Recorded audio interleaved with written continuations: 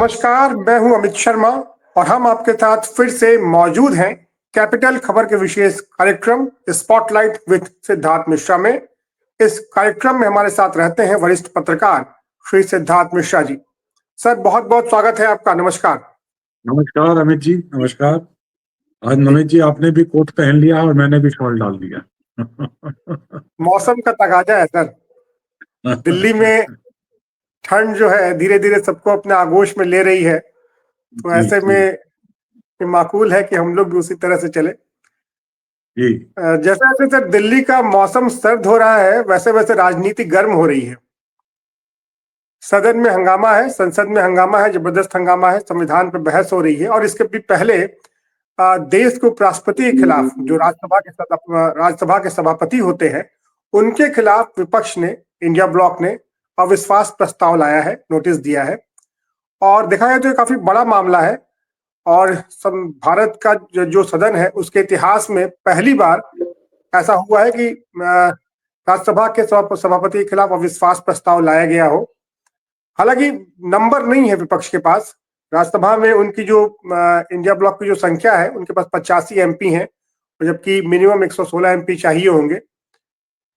तो इस स्थिति में सर संसद तो चल रही है, लेकिन ज्यादातर समय जो हंगामे में ही बीत रहा है, कोई ठोस काम नहीं हो पा रहा है। और ऐसे में विपक्ष का ये प्रस्ताव क्या दिखाता है, विपक्ष की मंशा क्या है, जब उसे पता है कि हम इस प्रस्ताव को पास नहीं करवा पाएंगे, तो क्या इसे एक सिंबॉलिक विरोध माना जाए या विपक्ष की कोई और मंशा है? जी देखिए अमित जी, समझने वाली बात यह है कि जो भी अध्यक्ष होता है, लोकसभा का अध्यक्ष हो या राज्यसभा का सभापति हो, इनकी एक रिस्पॉन्सिबिलिटी गवर्नमेंट के एजेंडा को चलाने की होती है। लेकिन गवर्नमेंट के एजेंडा को चलाने में वो एक तरह से एक ब्रिज के रूप में काम करते हैं विपक्ष के साथ। तो विपक्ष का कॉन्फिडेंस होना भी बहुत जरूरी होता है कि सभापति के प्रति विपक्ष का कॉन्फिडेंस भी हो। और यही स्थिति नहीं बन पा रही है राज्यसभा के अंदर कि जो विपक्ष है उनकी सरकार से ज्यादा सभापति के साथ ठन गई है, क्योंकि सभापति का जो व्यक्तित्व है, उनकी कार्यप्रणाली जो है, कहीं ना कहीं वो विपक्ष को मायूस कर रही है। और वो ये मान रहे हैं कि जिन चीजों का वो जवाब सरकार से चाहते हैं, उन चीजों का जवाब सभापति खुद देने लग जाते हैं। और जिन चीजों के ऊपर वो एक वैचारिक द्वंद्व या एक डिबेट एक शास्त्रार्थ सरकार के साथ चाहते हैं, वो सरकार सभापति खुद करने लग जाते हैं। इसको लेकर के विपक्ष आहत फील कर रहा है और वो चाहता है कि सभापति के खिलाफ उसने ये रेजोल्यूशन लाया है। अब आपको कुछ बातें में जो हम लोग चूंकि इसके बारे में बात कर रहे हैं, विपक्ष राज्यसभा के सभापति के बारे में, तो मैं आपको जी बता दूं कि राज्यसभा का सभापति का जो चुनाव होता है, उसका कोई चुनाव नहीं होता। वो जो भारत के उपराष्ट्रपति का चुनाव होता है, और वो जो है सो एक्स ऑफिशियो कैटेगरी में वो राज्यसभा के सभापति के रूप में कार्य करते हैं। जी बिल्कुल। जो भारत के जो उपराष्ट्रपति का जो चुनाव होता है, वो प्रेसिडेंट के चुनाव से अलग इस करके होता है। इलेक्टोरल कॉलेज दोनों में होता है, दोनों में सिंगल ट्रांसफरेबल वोट होता है। लेकिन जो उपराष्ट्रपति का चुनाव होता है, उसके अंदर स्टेट लेजिस्लेचर का कोई वोट नहीं होता। उसका जो इलेक्टोरल कॉलेज होता है, उसमें सिर्फ लोकसभा और राज्यसभा के सदस्य उस इलेक्टोरल कॉलेज के सदस्य होते हैं, और सिंगल ट्रांसफरेबल वोट से ये इलेक्शन जीता या हारा जाता है के बेसिस पर। जी तो ये तो इलेक्टोरल कॉलेज ऑफ कंपोजिशन है। अब चूंकि ये दोनों इनके इलेक्शन में रिस्पॉन्सिबल है, तो नेचुरली जो इनका रिमूवल का जो प्रोसेस है, जो इम्पीचमेंट का प्रोसेस है, रिमूवल का प्रोसेस भी है, ये इन दोनों हाउसेस से ही मिला हुआ है। और इसमें जो एक बात जो प्रावधान जो संविधान के अंदर है, वो प्रावधान ये है कि अगर रेजोल्यूशन को सिंपल मेजोरिटी से राज्यसभा में पास करा लिया जाए, सिंपल मेजोरिटी से, तो भी सभापति नहीं हटेगा। इस बात को समझिए, क्योंकि कई बार ऐसा होता है कि चूंकि राज्यसभा के सदस्य जो हैं सो वो स्टेट्स से चुन करके आते हैं, और स्टेट्स में वो गवर्नमेंट्स हो सकती हैं जो कि सेंटर, उन पार्टीज की गवर्नमेंट हो सकती है जो सेंटर में पार्टी है उसकी गवर्नमेंट ना हो। तो कई बार ऐसा होता भी रहा है कि राज्यसभा के अंदर विपक्ष मेजॉरिटी में रहा है। लोकसभा में अगर एक पार्टी मेजॉरिटी में रही है तो वहां पर विपक्ष मेजॉरिटी में रहा है। तो अगर ऐसी स्थिति उत्पन्न होती है और अगर वहां रेजोल्यूशन पास हो भी जाता है, जो कि आज की स्थिति में ऐसी ऐसी बात नहीं दिखती है, अगर क्योंकि एनडीए को मेजॉरिटी दिख रहा है और प्लस कुछ विपक्ष की दलें हैं जो कि एनडीए के सहयोगी है, ना ना ना ना इंडिया ब्लॉक के सहयोगी हैं, तो वो रेजोल्यूशन पास होता नहीं दिख रहा। लेकिन अगर एक बार हम एक फॉर एग्जांपल हम मान भी लाए, उदाहरण के तौर पे हम मान भी ले कि अगर वो रेजोल्यूशन पास भी हो जाता है तो उसका कंकरेंस लोकसभा में भी करना है, उसको लोकसभा में भी पास होना है। और चूंकि लोकसभा में तो एनडीए की सरकार है और एनडीए बहुमत में है लोकसभा में, तो हालांकि बीजेपी बहुमत में नहीं है लोकसभा में, एनडीए बहुमत में है लोकसभा में, तो लेकिन फिर भी लोकसभा में इसको पारित कराना पड़ेगा, उसके बाद ही वो इस पद से हट सकते हैं। ये तो एक बात रही जो कॉन्स्टिट्यूशनल पोजीशन है, जो लॉ लीगल पोजीशन है। लेकिन सबसे बड़ी बात यहाँ हाउस चलाने में व्यवहार की बात आती है। और मुझे एक मामले में सुप्रीम कोर्ट ने कहा था कि जो है सो सरकार जो एक्ट्स होते हैं, जो या तो स्पीकर के एक्ट्स हों या चेयरमैन राज्यसभा के जो एक्ट्स हों, वो रीजनेबल एक्ट्स होने चाहिए। ऐसा सुप्रीम कोर्ट ने अपने एक ऑर्डर में डिसीजन में कहा था। और क्या, और रीजनेबलनेस का मतलब ये है कि वो स्पेस दे, विपक्ष को भी स्पेस दे, विपक्ष को भी स्पेस दे और विपक्ष की बातों को रखने का मौका दे। इनफैक्ट विपक्ष के सदस्य जब सरकार से हमला होता है तो विपक्ष के सदस्य स्पीकर ऑफ द हाउस से प्रोटेक्शन सीख करते हैं कि देखिए साहब, मेरे ऊपर सरकार हमला कर रही है, आप मुझे प्रोटेक्शन दीजिए। आज विपक्ष का आरोप यह है कि माननीय जगदीप धनखड़ जी जो हैं सो वो प्रोटेक्शन तो देने की बात दूर रही, वो विपक्ष के ऊपर लगातार हमला बोल रहे हैं और कोई भी मुद्दे पर बहस होने नहीं दे रहे हैं, और वो विपक्ष पे लगातार प्रहार कर रहे हैं, उनके खिलाफ वक्तव्य दे रहे हैं। हाउस के अंदर जब विपक्ष के लोग बोलना शुरू करते हैं तो उनको डिसरप्ट करते हैं, उनको बोलने नहीं देते हैं, और हाउस के बाहर भी तरह तरह के वो बयान देते हैं। इन चीजों को पुलिंदा बांध करके उसके खिलाफ 60 मेंबर्स ऑफ राज्यसभा ने एक लिखित रूप से एक रेजोल्यूशन सबमिट किया है। अब चूंकि रेजोल्यूशन अभी पिछले मंगलवार को सबमिट हुआ है रेजोल्यूशन, तो रेजोल्यूशन सबमिट होने के बाद नोटिस पीरियड 15 दिन का होता है कि 15 दिन के बाद ही इसके ऊपर डिस्कशन हो सकती है। तो इसीलिए चूंकि ये जो अभी जो सत्र है, विंटर सत्र, जो सर्दी सत्र जो चल रहा है, विंटर सेशन जो पार्लियामेंट में चल रहा है, ये 20 दिसंबर को ये कंक्लूड हो जाएगा। तो इस सत्र में तो इस पे डिस्कशन नहीं हो सकता है, और इस पे डिस्कशन जो है सो तो अगले सत्र में ही होगा। ये भी फिर एक लॉ लीगल पोजीशन ये भी है। लेकिन इस बात को लेकर के सरकार और विपक्ष अपने अपने स्थान पे अडिग है, वो हिलने को तैयार नहीं है। और धनखड़ साहब भी हाउस के संचालन करने के लिए आतुर है। इसको लेकर के हाउस चल नहीं पा रहा है, हाउस के में लगातार विरोध हो रहा है और हाउस सस्पेंड हो रहा है, कोई अब प्रोसीडिंग्स हो नहीं रही, जो कि बहुत अनफॉर्चुनेट सिचुएशन है। अमित, मैं एक बात यहाँ रखना चाहता हूं कि हाउस को चलाने की जिम्मेवारी काफी हद तक जो स्पीकर हैं या जो सभापति हैं इनकी होती है। और मैं एक एग्जांपल दूंगा कि जो लोकसभा के जो अध्यक्ष हैं, माननीय जो बिरला साहब जी, कल एक बड़ी तूतू में हो गई थी हाउस के अंदर ज्योतिरादित्य सिंधिया और कल्याण बनर्जी जो टीएमसी के एमपी हैं उनके बीच में, और बहुत ही व्यक्तिगत आरोप। लेकिन उस मसले को उन्होंने, बिरला साहब ने अपने इंटरवेंशन से और अपने जो कहते हैं एक इंगेजमेंट के कैलिबर से उसको रिजॉल्व किया, और कल्याण बनर्जी ने जैसा खबरों में आया है कि उन्होंने लिखित अपॉलजी भी उनको दी, क्या नाम है, सिंधिया साहब को दी, और हाउस में सुचारू रूप से चल रहा है। तो हमारे सामने एक ये भी एग्जाम्पल है। और जो बिरला साहब जो हैं वो तो बिल्कुल बीजेपी के जन्मजात बीजेपी के मेंबर रहे हैं, मतलब कि जब उनकी तो पैदाइश, पॉलिटिकल पैदाइश बीजेपी में है, और वो आरएसएस के के मेंबर रहे हैं, और वहीं से उठ करके आए लगातार बीजेपी के ऑफिस में। लेकिन उसके बाद भी अगर वो विपक्ष के साथ अगर एक सामंजस्य बना सकते हैं और एक डायलॉग की स्थिति पैदा कर सकते हैं, तो सभापति जी क्यों नहीं कर सकते? राज्यसभा में सभापति जी क्यों नहीं कर सकते? मेरा व्यक्तिगत तौर पे ये मानना है कि ओपी धनखड़ साहब, सॉरी, ये जगदीप धनखड़ साहब जो हैं, ये कहीं ना कहीं रूलिंग पार्टी के लिए और राष्ट्रीय स्वयंसेवक संघ के लिए एम्बैरसमेंट होते जा रहे हैं।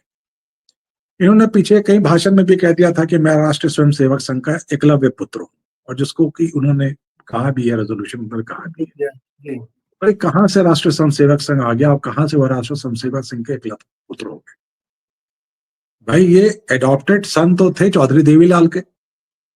इनकी जो पॉलिटिकल जर्नी की शुरुआत तो लोकदल से हुई है। चौधरी देवीलाल के ये एडॉप्टेड पुत्र थे, और वो और उनके साथ उनको चौधरी देवीलाल जो है सो ये झुंझुनू से या कहीं से चुनाव जीत करके आए थे। फिर चौधरी देवीलाल इनको अपने साथ लेकर के आए। जनता दल की जब सरकार बनी विश्वनाथ प्रताप सिंह की, Chaudhary Devilal deputy prime minister बने, फिर चंद्रशेखर के सरकार में यह मंत्री हुए। और चौधरी देवीलाल के ये बिल्कुल ही, मतलब कि जो कहिए एक लेफ्टिनेंट के रूप में इनको जाना जाता था। उसके बाद जब सरकार चली गई, गिर गई, तो इन्होंने पाला बदला और 91 में अजमेर से कांग्रेस के सीट से चुनाव लड़े। बाद में कांग्रेस के टिकट पे ये विधायक भी रहे। 2003 में ये बीजेपी में आए, फिर बीजेपी में डिफरेंट पदों पे रह करके फिर गवर्नर बने, ये बने और वाइस प्रेसिडेंट बने। तो उनका ये कहना कि मैं आरएसएस का एकलव्य पुत्र हूं, आप कहां से आरएसएस के एकलव्य पुत्र हूं, और आप क्यों एम्बैरेस कर रहे हैं? और जो मेरा तो ये मानना है कि संघ तो हमेशा इंगेजमेंट डायलॉग के कल्चर में बिलीव करती है, और कहीं से भी वो शास्त्रार्थ, जो भारतीय संस्कृति, भारतीय नॉलेज सिस्टम की जो हम बात करते हैं, वहां शास्त्रार्थ का तो हमारे यहाँ ट्रेडिशन है। जी बिल्कुल। तो आप एक तरफ उसकी बात करते हैं, दूसरी तरफ आप जो है सो एक कॉम्प्रेडोर, जो कि एक one who is in connivance with establishment, उसके रूप में आप काम करते हैं। तो मेरे ख्याल से जगदीप धनखड़ जी ने ये जो स्थिति उत्पन्न हुई है, जगदीप धनखड़ जी ने इस स्थिति को उत्पन्न होने दिया है, काफी हद तक स्थिति को उत्पन्न होने दिया है। और उनके जो कुछ जो उनके जो ये रहे हैं, जो अपने डिफेंस में जो बातें कही, मैं जानता हूं मेरे खिलाफ क्यों लाया गया है, क्योंकि मैं किसान का बेटा हूं। अरे आपके खिलाफ रेजोल्यूशन लाने वाला तो दलित है, लेबर क्लास का बेटा। ये कोई बातें कोई होती है क्या? आप किसान के बेटा एक सदी, आधी सदी पहले थे किसान के बेटा। आप उसके बाद आपकी पढ़ाई मिलिट्री स्कूल में हुई है, आप अच्छे कॉलेज में पढ़े हैं, आप सुप्रीम कोर्ट में सीनियर काउंसिल रहे हैं, बहुत बड़े वकील रहे हैं आप, तो आप किसान के बेटा हो गए।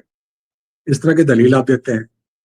तो किसी ने सही कहा है कि वो एक हेडमास्टर की भूमिका में जो आ गए, और अब आज के तारीख में बेचारी जो सरकार है वो इनको डिफेंड करने में फंस गई है। किरण रिजिजू हो गए, या जेपी नड्डा जो लीडर ऑफ द हाउस है राज्यसभा में, वो हो गए।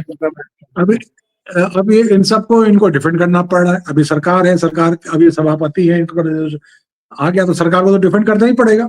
सरकार इनको डिफेंड कर रही है, लेकिन ये स्थिति उत्पन्न नहीं होनी चाहिए थी, ये स्थिति। और मेरे ख्याल से जो भाजपा, मेरे पास ये सूचना है कि भाजपा का जो पार्लियामेंट्री पार्टी है, भाजपा के जो सांसद है, जो संसदीय दल है, संसद, उनके अंदर भी ये बात है कि ये खामखा का एक उन्होंने जो है सो एक मुद्दा जो है सो विपक्ष को दे दिया। आज के टाइम में भाजपा जबकि 2024 के इलेक्ट्रल सेटबैक के बाद जब एक अपस्विंग पे जा रही है, जब वो हरियाणा जीत ली है, महाराष्ट्र जीत रही है, और इस समय विक्ट्री को सेलिब्रेट करने का मौका है, तो आपने खामखा विजय को विपक्ष को मौका दे दिया कि हमारी आवाज को कुचला जा रहा है, ये किया जा रहा है। तो मेरे ख्याल से ये जो पूरी स्थिति उत्पन्न हुई है, इसके लिए तो सभापति जी को सोचना पड़ेगा। और वो जो तरह तरह के आक्षेप लग रहे हैं, उसमें भी कहीं ना कहीं कोई सच्चाई हो गई कि पता नहीं किसी को इम्प्रेस करने के लिए या किसी को ये करने के लिए ये सारा कुछ कर रहे हैं। तो खैर, एस्टैब्लिशमेंट इम्प्रेस होगा या नहीं होगा वो तो बात की बात है, लेकिन एज ऑफ नाउ एस्टैब्लिशमेंट को उन्होंने एम्बैरस तो जरूर कर दिया जी, क्योंकि सर वो एक संवैधानिक पोस्ट पे हैं और उस पोस्ट के खिलाफ जब इस तरह की बयानबाजी होती है तो ये एक अच्छी बात नहीं है भारतीय संविधान के लिए। भारतीय संविधान की जो परंपराएं हैं, इसे किस रूप में देखते हैं आप? देखिए, ये तो मैं कह रहा हूँ ना, ताली एक हाथ से नहीं बजती है ना। इनके पहले एन वेंकैया नायडू उपराष्ट्रपति थे, और वेंकैया नायडू खांटी बीजेपी के व्यक्ति थे, बीजेपी के अध्यक्ष भी रहे थे वेंकैया नायडू, बिल्कुल, और आरएसएस से ट्रेंड थे, बाहर आए थे। और वेंकैया नायडू ने उस समय राज्यसभा को चलाया जिस समय की विपक्ष वहां पर आगे था, मतलब कि वो मतों में मेजोरिटी में था वहां पर विपक्ष जो है सो। उस समय उन्होंने चलाया, खूब बढ़िया चलाया। उन्होंने ह्यूमर का इस्तेमाल करके, आप तो जानते हैं वेंकैया जी बड़े ही अच्छे ओरेटर हैं, ह्यूमर का बहुत अच्छा इस्तेमाल करते हैं, सख्ती भी दिखाई, नरमी भी दिखाई, और उस समय उन्होंने 5 साल खूब बढ़िया हाउस को चलाया। और कभी भी ऐसी स्थिति उत्पन्न नहीं होने दी कि कभी सरकार को वहां एम्बैरस होना पड़ा हो या उनके ऊपर कोई आक्षेप लगा हो। ऐसी स्थिति तो उत्पन्न नहीं हुई। मैं तो बिल्कुल इनके प्रेडिसेसर से कंपेयर कर रहा हूं। अगर जो ये कहते हैं कि मैं आरएसएस का एकलव्य पुत्र हूं, अरे आरएसएस के पुत्र तो वेंकैया नायडू थे, और आरएसएस के जो संस्कार थे, जो लक्षण थे, वो तो उनके कार्यप्रणाली में थे, ना कि आपके कार्यप्रणाली में थे। और उन्होंने जिस बुद्धि से, जिस स्ट्रैटेजी से, जिस विजडम से उन्होंने हाउस को चलाया 5 साल, वो काबिले तारीफ है। उसके पहले भी कई ऐसी स्थितियां उत्पन्न हुई कि जबकि विपक्ष का व्यक्ति सभापति हो और सरकार किसी और की हो। भैरव सिंह शेखावत 2004 से 2007 तक राज्यसभा के सभापति रहे। कांग्रेस की सरकार आ गई थी, मनमोहन सिंह की सरकार आ गई थी, लेकिन उन्होंने कभी उसको एम्बैरस तो नहीं किया, और कभी ऐसी स्थिति नहीं आने दी कि जहां पर कि उनके ऊपर कोई आक्षेप लगे या सरकार का कोई एम्बैरसमेंट। तो हमारा जो संवैधानिक इतिहास है वो तो ऐसे पुरुषों से भरा पड़ा है जिन लोगों ने सदन का संचालन खूब किया है, बखूबी किया है, सरकार की पार्टी के ना होते हुए भी खूब बखूबी संचालन किया है। मैंने भैरव सिंह शेखावत का कोई एग्जाम्पल दिया, और कई ऐसे उदाहरण, मतलब कि खास करके जब से कोलिजन गवर्नमेंट्स बननी शुरू हुई है 1977 में बसपा जत्ती कांग्रेस के थे, उन्होंने 79 तक जो है सो सभापतित्व किया जनता पार्टी की सरकार में। बहुत ट्रबलसम पीरियड था, सरकारें गिर रही थी, उस समय उन्होंने चलाया, खूब बढ़िया चलाया। उसी तरह से शंकर दयाल शर्मा 80s, मेरे ख्याल से